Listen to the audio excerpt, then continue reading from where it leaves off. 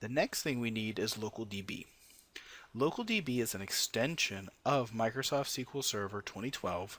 It allows for you to create a database file on the file system on disk and then attach it dynamically to the SQL Server engine without using SQL Server Management Studio. To do that, the first thing you need is an MDF file or a SQL data file.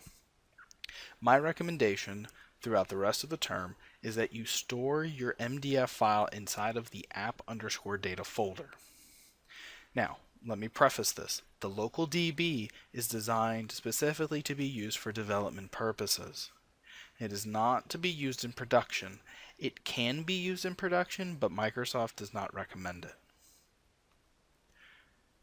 So if we right click on App Data, Add, and we'll choose New Item. The wizard will come up. The first option is a SQL Server database, so I'm going to call this my week 4 LocalDB. This naming is not relevant. I can call it simply week 4, but I choose to use LocalDB just as a reference for myself. I'm going to go ahead and hit Add, and a new MDF file is created.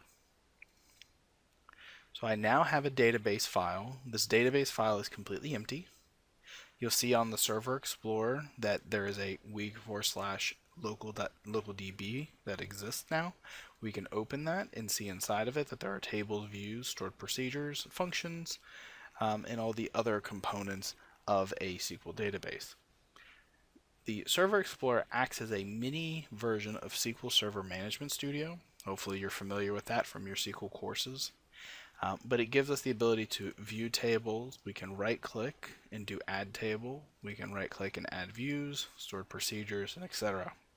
So this gives us the ability to manage that local DB file without having to fire up SQL Server Management Studio.